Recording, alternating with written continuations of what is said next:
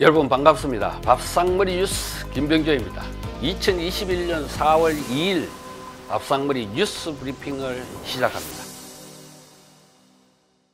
먼저 지난 한 주간의 밥상머리 헤드라인 뉴스입니다. 첫 번째 소식은 농심 창업주인 신춘호 회장께서 지난 3월 27일 향년 92세의 나이로 세상을 타계했다는 소식입니다. 잠시 후 뉴스 인사이트 코너에서 신 회장의 성공 스토리를 소개하도록 하겠습니다. 두 번째 뉴스는 김치가 코로나19 정상을 완화한다는 연구 결과가 나왔습니다. 김치가 우리 바이러스 감염증에 좋다는 썰은 많았는데 구체적으로 이렇게 우리 세계김치연구소와 저 프랑스의 롱페리에 대학이 공동으로 연구를 했는데 그걸 사실로 확인을 했습니다. 김치 만드는 데 들어가는 배추, 고추, 마늘 이 속에 들어있는 성분들과 또 발효되는 과정에서 생기는 유산균이 우리 몸속에 해로운 활성산소를 제거시켜서 코로나19 정상을 완화시켜 준다라는 것입니다. 네. 우리 김치 좋다는 것도 아시지만은 자 코로나에 걸렸더라도 이렇게 정상을 완화시켜 준다니까 평소에 김치 많이 드시고 코로나 잘 극복합시다. 다음 소식은 중국이 지난번에 김치에 이어서 이번에는 또 뭐냐면은 삼계탕도 자기 나라 음식이다 하고 이렇게 터무니없는 주장을 하고 있다는 것입니다. 네. 중국 정부가 아니라 이제 중국에서 가장 유명한 포털 사이트 바이두에 보면은 우리도 그런 게 있습니다만은 백과사전 코너가 있어요. 거기에서 그렇게 기술을 해놨습니다. 자, 이렇게 터무니없는 주장, 아무 근거도 없이 자기네 음식이고 그것이 한국으로 넘어갔다고 하는 이 엉터리 주장을 우리가 언제까지 이렇게 보고만 있어야 합니까? 우리 정부의 적절한 대응이 필요해 보입니다. 네 번째 소식은 경찰이 한국 외식업중앙회를 상대로 전격적으로 압수수색을 벌였다는 겁니다. 외식업중앙회가 외국 근로자들을 이제 국내 음식점에 취업을 알선해주는 과정에서 그 대가로 한 사람당 300만 원에서 많게는 600만 원까지 뒷돈을 챙겼다는 겁니다. 그렇게 챙긴 돈이 무려 19억 3천만 원이나 된다 그럽니다. 이게 사실이라면 정말 나쁩니다.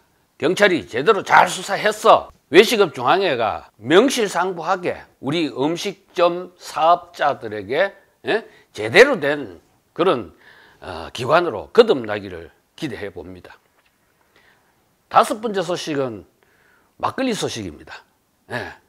대표적인 막걸리 장수 생막걸리에 프로바이오틱스 효모균을 투입해서 제품을 업그레이드 했다는 겁니다. 흔히 이제 우리가 막걸리에는 유산균이 많아서 장 건강에 좋다 이런 말들을 많이 하죠. 그런데 막걸리 전문가들의 이야기를 들어보면은 막걸리는 유산균 때문이 아니라 효모균 때문에 장 건강에 좋다 이렇게 말합니다. 왜 그러냐?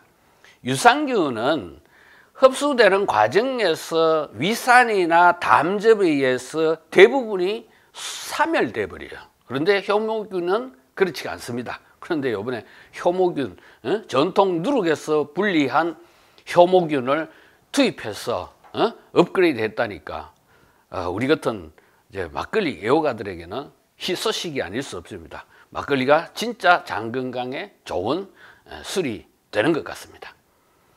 마지막 소식도 술 소식입니다. CU가 테스형 막걸리를 출시했다는 겁니다.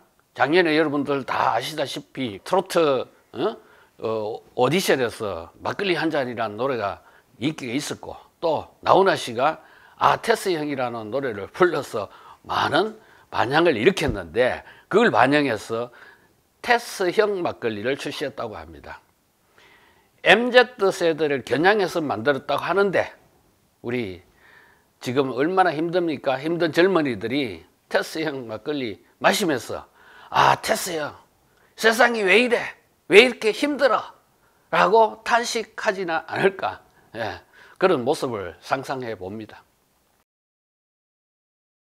다음은 뉴스 인사이트 코너입니다. 오늘은 농심 신춘호 회장의 라면 성공 스토리입니다. 우리나라 라면 산업을 발전시킨 세 분이 있어요. 삼양식품의 전중윤 회장, 그리고 농심 신춘호 회장, 오뚜기 함태호 회장, 이 세 분인데 지금은 모두가 이제 고인이 됐습니다. 나이로 따지면은 삼양식품 전중윤 회장이 이제 1919년생으로 큰형님빨 정도 되고, 그 다음에 신춘호 회장과 함태호 회장은 1930년생 동갑내기입니다. 자, 세 분 한 분 한 분 간략하게 공적으로 말씀드리면은 삼양식품 전중윤 회장은 우리나라에 라면을 처음으로 도입하신 분이지 않습니까?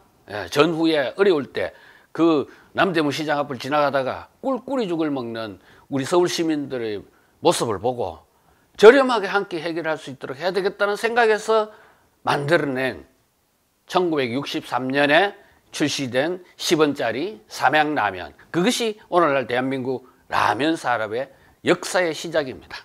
자, 그리고 2년 후에 신춘호 회장이 당시에 이제 롯데공업이라는 회사로 시작해서 롯데라면을 만들어서 지금은 어떻습니까? 2021년 현재 100여 개 나라에 신라면을 수출을 하고 있고, 작년에는 뉴욕타임즈에서 세계에서 가장 맛있는 라면으로 신라면 블랙이 선정되기도 했지 않습니까? 그런가 하면 국내에서는 무려 32여 년간 시장 점유율 1위 자리를, 부동의 1위 자리를 유지를 하고 있는 명실상부한 라면 명가로 만들었습니다. 그리고 함태호 회장은 라면 사업에 사실은 좀 늦게 진출했어요. 농심이 나온 이후에 무려 19년 동안 다른 회사가 안 생겼는데 19년 후에 1984년에 청보라면이라는 게 나왔어요. 오뚜기가 그걸 1988년에 인수를 해서 키우기 시작했습니다. 그래서 지금은 뭡니까? 시장 점유율 2위로 올랐었습니다. 함태호 회장은 그러니까 1위, 강력한 1위 농심의 하나의 선의의 경쟁자로서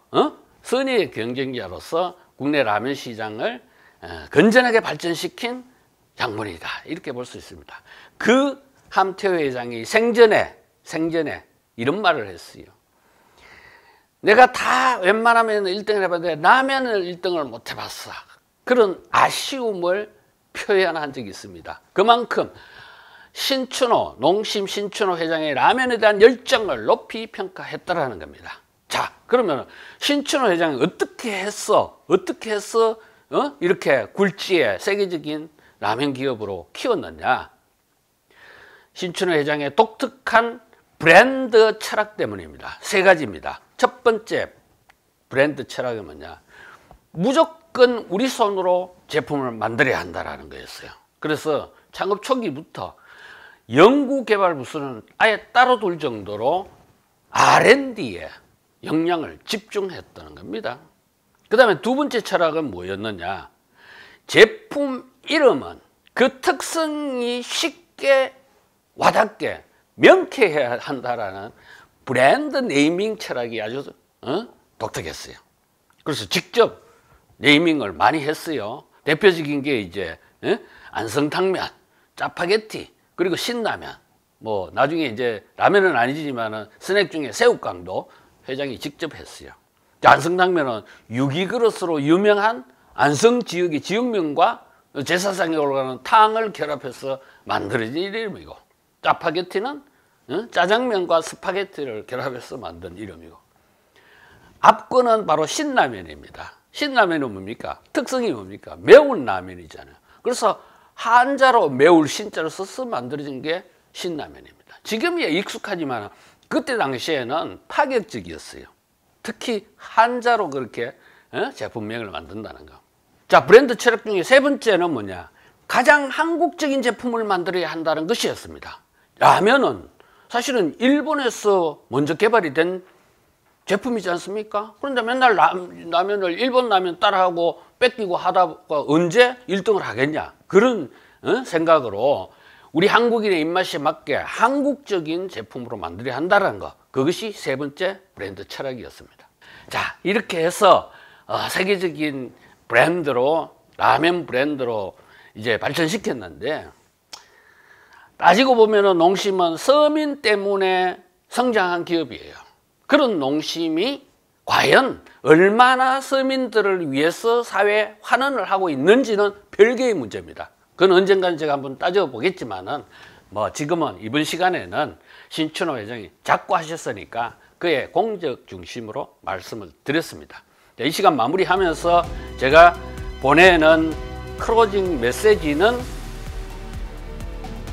스스로서야 멀리 간다 라고 하신 신춘호 회장의 경영 철학을 전해드리면서 이 시간 마무리하겠습니다. 자, 봄이 무르익었습니다. 벚꽃이 한창입니다. 요즘 코로나 때문에 아직 사회적 거리두기 하고 있지만, 그래도 벚꽃 구경하시면서 밝은 봄날 보내시고 다음 주에 또 뵙도록 하겠습니다.